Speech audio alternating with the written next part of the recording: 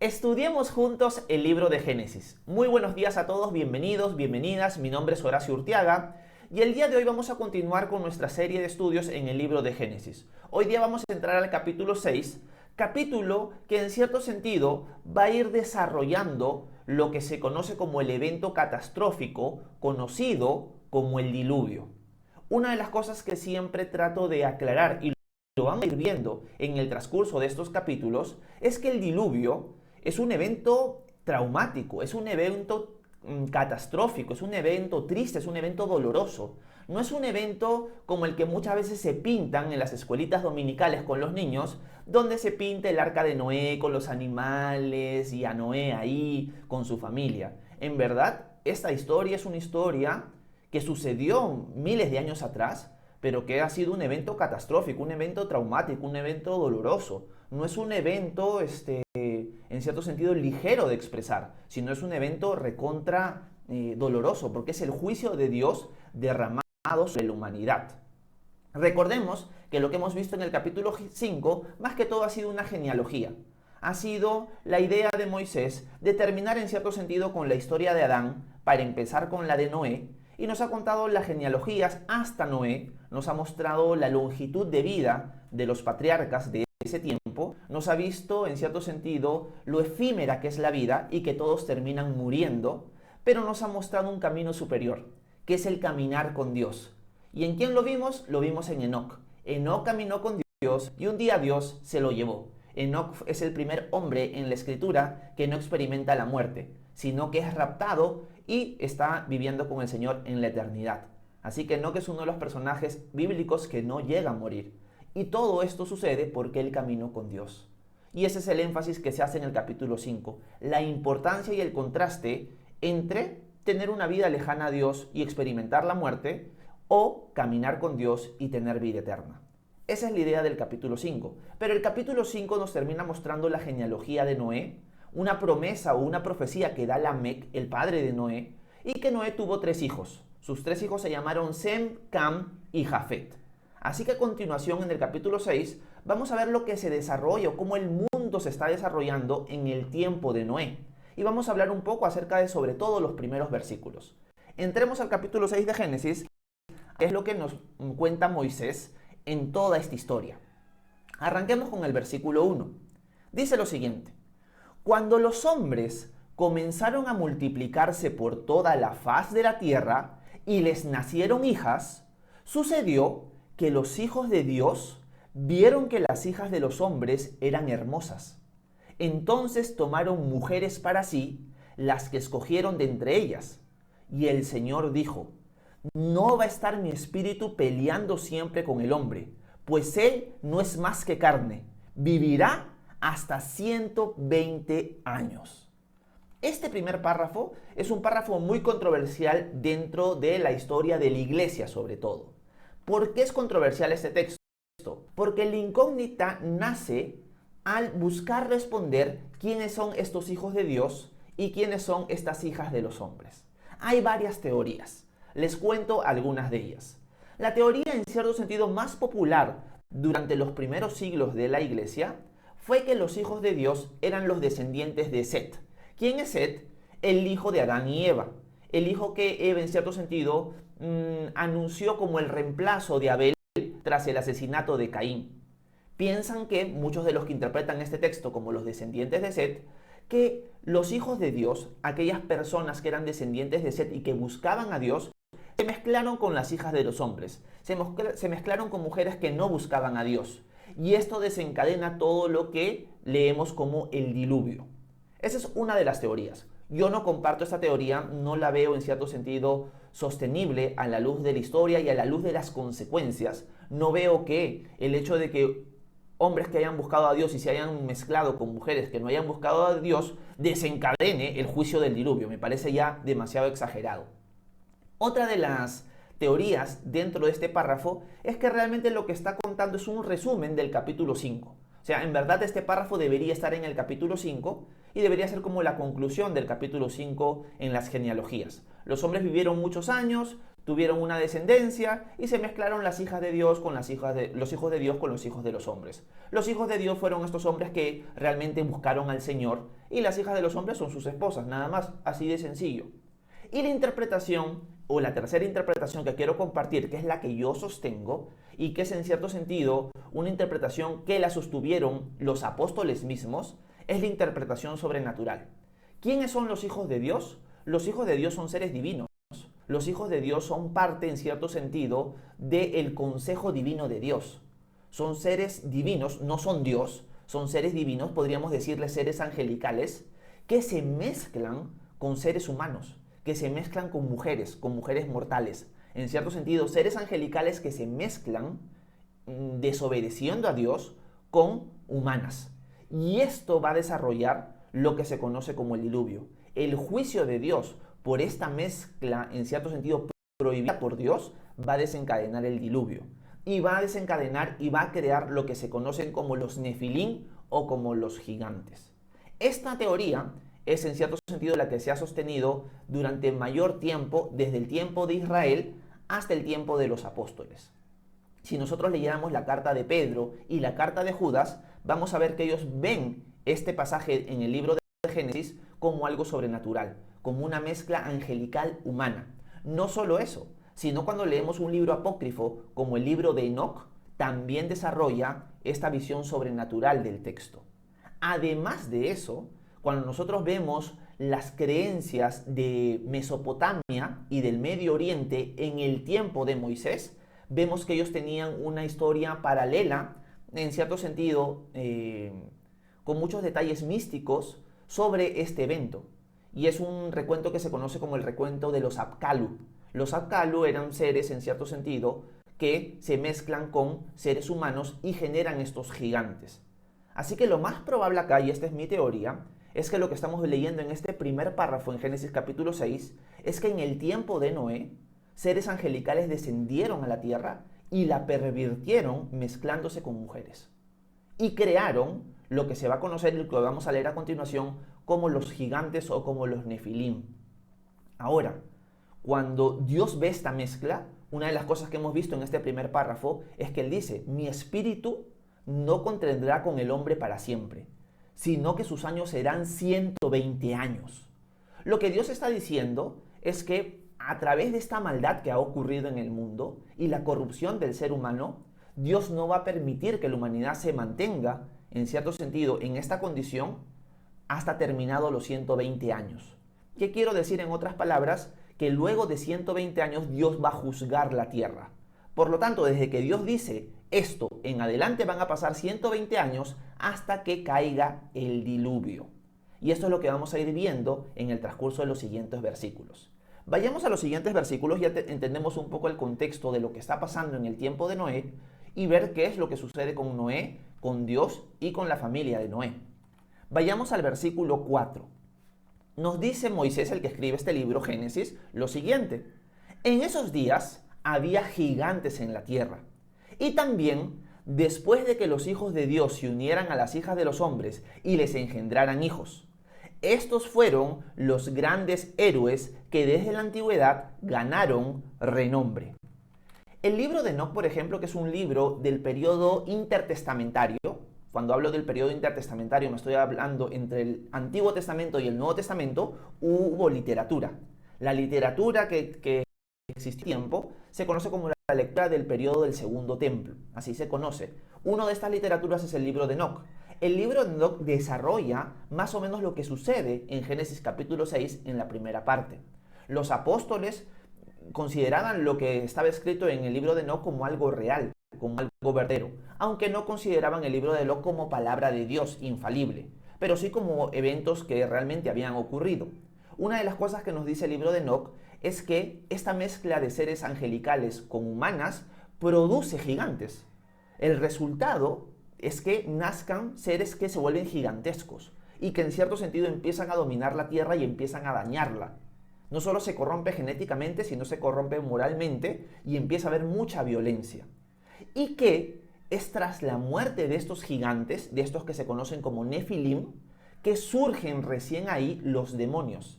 El libro de Enoc nos dice que el origen de los demonios es el espíritu de los Nefilim. Porque los Nefilim, que son una mezcla angelical humana, realmente no tienen a dónde parar después de haber muerto, porque son en cierto sentido una aberración delante de Dios. Así que estos espíritus de los Nefilim quedan vagando en la tierra y es lo que conocemos hoy como demonios. Alguien me podría preguntar, Horacio, yo nunca había escuchado esto. Bueno, esto es lo que los apóstoles y que los judíos del tiempo de Jesús creían. Alguien me puede decir, Horacio, ¿y es verdad lo que ellos creían? ¿Realmente podemos confiar en lo que el libro de Enoc nos está diciendo? Y la respuesta es que no podemos confiarlo al 100%, ya que el libro de Enoc no es palabra inspirada por Dios. Pero quiero que ustedes entiendan lo que los judíos en el tiempo de Jesús creían con respecto a este pasaje.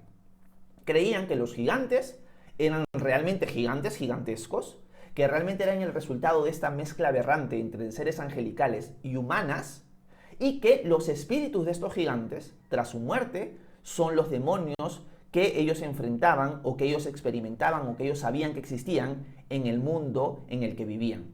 Porque el origen de los demonios no eran ángeles que se habían revelado con Dios, sino que eran Nefilim en espíritu. La muerte de ellos, al quedar en ningún lado, quedaron vagando en la tierra y es lo que conocemos como demonios. Esa es la idea. ¿Ok? Así que Moisés nos está contando que había gigantes en la tierra, estos famosos hombres o nombres de renombre que en cierto sentido pervirtieron la tierra y la contaminaron. Sigamos leyendo. Versículo 5. El Señor vio que era mucha la maldad de los hombres en la tierra y que todos los planes y pensamientos de su corazón eran siempre los de hacer solo el mal. Y le pesó al Señor haber hecho al hombre en la tierra. Le dolió mucho en el corazón. Y dijo el Señor, borraré de la faz de la tierra al hombre que le he creado, lo mismo que a las bestias, los reptiles y las aves del cielo. Me pesa haberlos hecho. Pero Noé halló gracia a los ojos del Señor.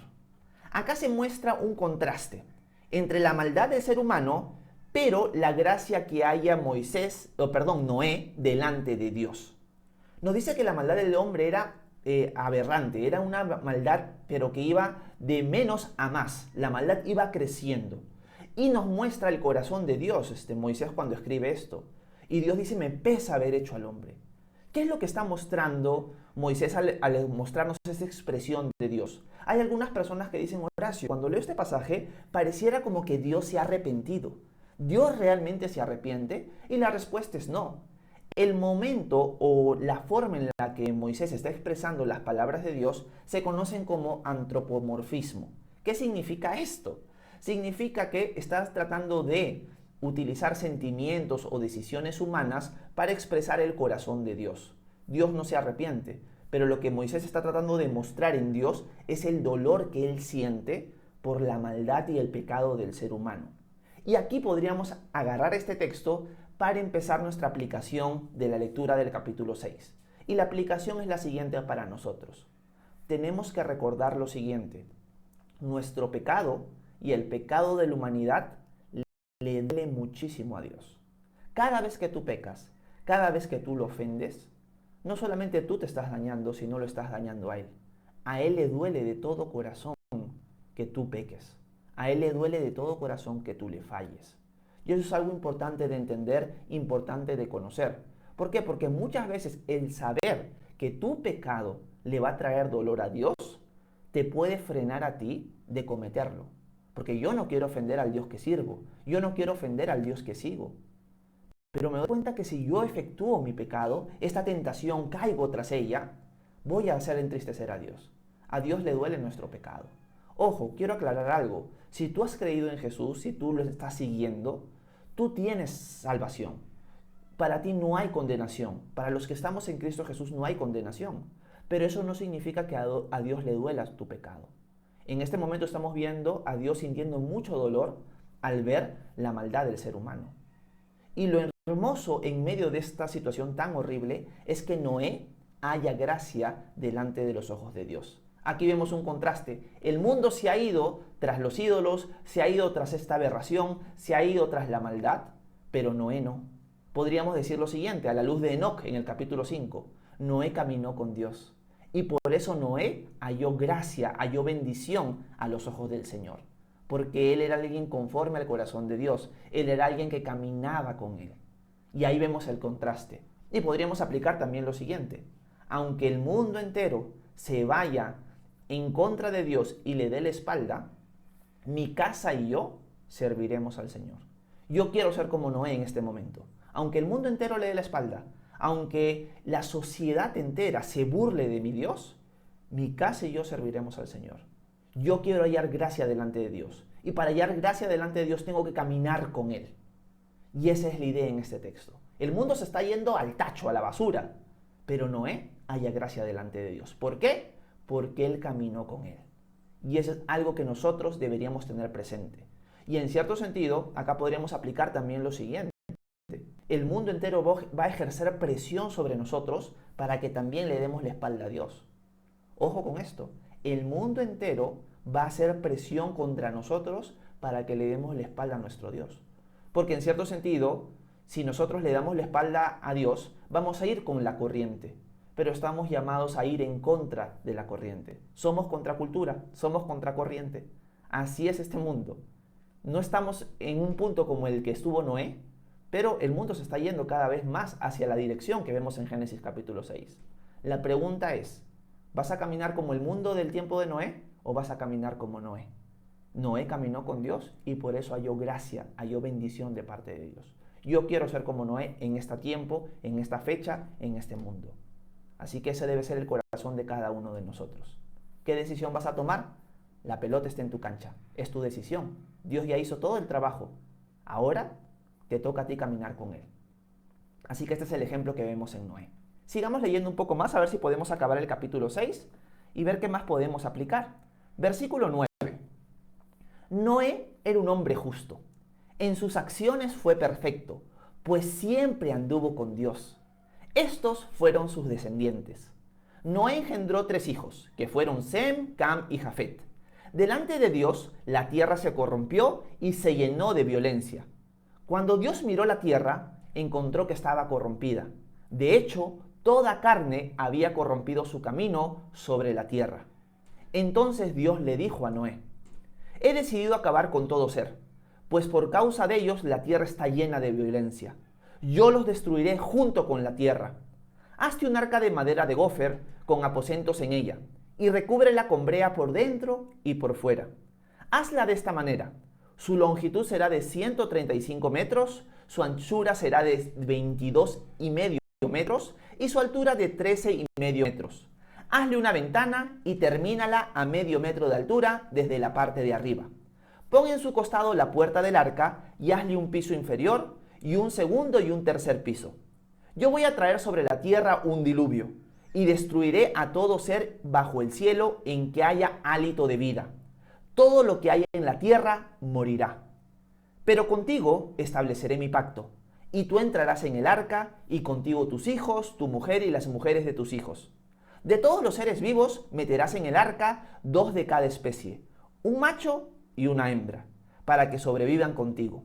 De las aves según su especie, de las bestias según su especie, y de todo reptil de la tierra según su especie, entrarán con 2 de cada especie para que sobrevivan. Lleva contigo de todo aquello que se puede comer y almacénalo, pues eso le servirá de alimento. Y Noé lo hizo así. Todo lo hizo conforme a lo que Dios le ordenó. Bueno, el capítulo 6 termina mostrándonos la justicia de Noé. ¿Y por qué Noé era justo? Porque Noé anduvo con Dios. Y por eso Dios decide salvar y preservar a toda la familia de Noé. Y eso es algo bonito, y eso es algo en cierto sentido que apunta a un evento futuro. ¿Por qué? Porque una de las cosas que nosotros vamos a ir aprendiendo en el libro de Génesis es que eventos pasados tienen en cierto sentido un cumplimiento o son una sombra de algo que va a pasar en el futuro. Una de las cosas que nosotros sabemos por el libro de Apocalipsis es que al igual que Dios juzgó el mundo de Noé, Él va a juzgar nuestro mundo. Va a llegar la maldad a su colmo. La tierra va a estar corrompida, como se está logrando el día de hoy. Y al igual que en el tiempo de Noé, Dios va a derramar su juicio. Y eso nosotros lo encontramos en el libro de Apocalipsis. Y la cuestión es la siguiente. que el libro de Apocalipsis nos cuenta también que en ese periodo, cuando llegue ese momento, cuando llegue el periodo de la ira de Dios, muchas personas van a hallar gracia delante de Él. ¿Por qué? Porque caminaron con Él. Porque en medio del juicio reconocieron quién era el Dios verdadero. Se van a arrepentir y Dios por eso los va a preservar durante el tiempo del juicio. Algo así como en el caso de Noé, que va a ser preservado junto a su familia en el arca. Alguien ha hecho una figura bien interesante de lo que vemos en el Antiguo Testamento a la luz del Nuevo. Antes de que caiga el diluvio, hubo un hombre que caminó con Dios. ¿Quién fue? Fue Enoc. Pero Enoc no experimentó el diluvio, ni fue protegido en medio del diluvio, sino fue raptado, fue sacado de en medio. Noé, en cambio, sí fue preservado por caminar con Dios en medio del diluvio. De la misma manera, la Escritura parece indicar que la iglesia, los cristianos hoy en día, antes de que comience el periodo de la ira, van a ser quitados de en medio como lo fue Enoc. Pero las personas que crean y se arrepientan en el periodo de la tribulación, en el periodo de la ira, van a ser preservados al igual que lo fue Noé.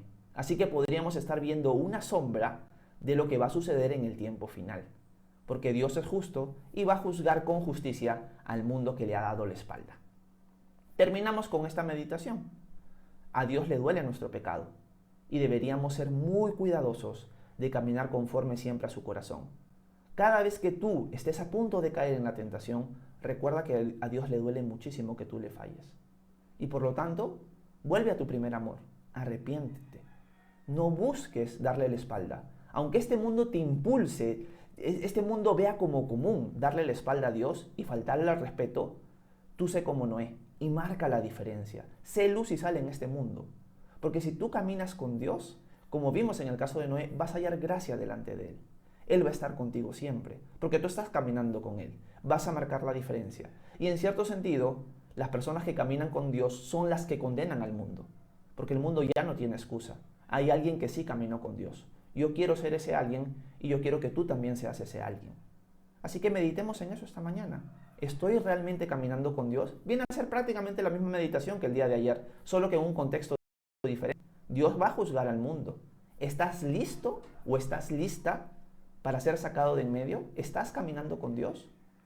Que sea algo que pensemos. ¿Realmente estoy permaneciendo en Él? Hay veces que no lo hacemos. Por eso es una llamada de atención a cada uno de nosotros.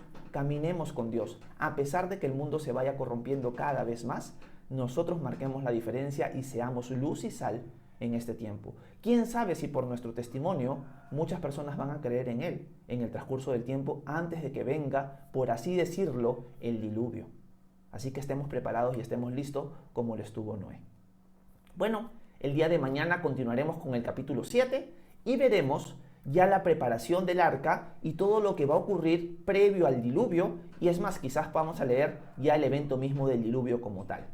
Por lo tanto, una de las cosas que yo llego a concluir es que la maldad de este mundo y esta mezcla de seres angelicales con humanos desencadenó toda la ira de Dios que va a caer en los siguientes capítulos. Espero que este tiempo haya sido de edificación para ustedes, espero que me haya dejado entender en la lectura del capítulo 6. Si tienen alguna pregunta, alguna duda, alguna inquietud, háganmela saber en la sección de comentarios, que con gusto voy a ir respondiendo sus preguntas. Que Dios los bendiga a cada uno de ustedes. Muchas gracias por su atención.